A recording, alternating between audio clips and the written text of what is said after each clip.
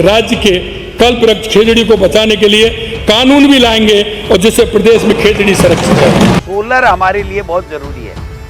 अडानी भाई साहब नाराज हो जाएंगे अगर सोलर बंद हो गया तो। हमें बिगड़ते हुए पर्यावरण की चिंता भी करनी है, राजस्थान के कल्प वृक्ष की चिंता भी करनी है। ऊर्जा के बिना विकास की हम कल्पना भी नहीं कर सकते, किंतु विकास और विरासत दोनों को सजोने का कार्य हम मिलकर करना है। मैं सदन के माध्यम से राजस्थान की जनता को आश्वस्त करना चाहता हूं कि राज्य के कल्प वृक्ष खेजड़ी को बचाने के लिए कानून भी लाएंगे और जिससे प्रदेश में खेजड़ी संरक्षित है। मैं यहाँ यह भी कहना उचित भी समझता हूं कि माह अगस्त में पर्यावरण प्रेमी संत मुझसे मिले थे। सभी हमारे पर्यावरण संत हमारे बीकानेर, जैसलमेर, बाड़मेर, भलौदी, अधिकतर हमारे संत नागौर के सभी संत आए थे बड़ी संख्या में। अगस्त माह पर्यावरण प्रेमी संत मुझसे मिले। मैंने उसी समय खेजड़ी संरक्षण हेतु कानून बनाने के संबंध में निर्देश दे दिए थे। प्रक्रिया पूरी होते ही हम सदन में इसका मसौदा प्रस्तुत करेंगे। खेजड़ी के लिए अपनी चिंता जताई, लेकिन साथ में ये कहा कि सोलर हमारे लिए बहुत जरूरी है। अडानी भाई साहब नाराज हो जाएंगे अगर सोलर बंद हो गया तो। सोलर जरूरी है तो आप खेजड़ी को कैसे बचा सकते हो।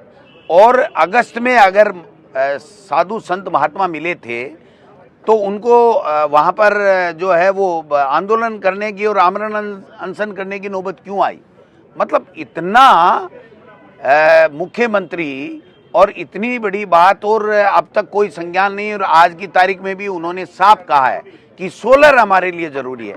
जब सोलर आपके लिए ज़रूरी है तो खेजड़ी को आप बचा ही नहीं सकते। और कानून के लिए भी कोई मियाद इन्होंने नहीं बताई है। मेरा ऐसा मानना है कि शेर और बकरी को एक घाट के ऊपर आप रख नहीं सकते।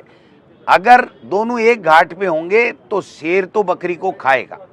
अगर आपको सोलर आपके लिए ज़रूरी है, आपकी प्राथमिकता में है, तो खेजड़ी को तो आप काटोगे ही।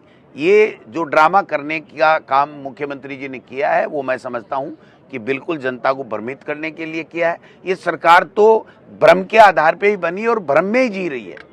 कोई भी आंकड़ा जो जितनी बातें बोल रहे थे वो सारी की सारी महामहिम राज्यपाल के अभिभाषण में लिखी हुई थी। जब वो लिखी हुई तो क्यों टाइम वेस्ट किया पूरे प्रदेश के लोगों का, आपका और हमारा। कह रहे थे परिसीमन ये हो गया। परिसीमन करने वाले दोनों मूर्तियां तो बैठी थी राज्यपाल दीर्घा में। इनके खुद के सांगानेर का परिसीमन भी उन्होंने किया, इनको खुद को ही पता नहीं कहाँ हो गया। तो आप समझ सकते हो कि जो ये सारी बातें हुई हैं वो केवल भ्रमित करने वाली, असत्य बातें, झूठी बातें, कपोल कल्पित बातें और केवल दिल्ली की पर्ची के आधार पे प्रधानमंत्री जी का नाम और उनकी योजनाओं की बात करना तो इनके लिए मैंडेटरी है। जैसे आदमी के लिए पानी, वायु और ज़रूरी है, वैसे ज़रूरी है इनके लिए। देश दुनिया की ताज़ा खबरें और वीडियोस के लिए अभी डाउनलोड करें पत्रिका ऐप।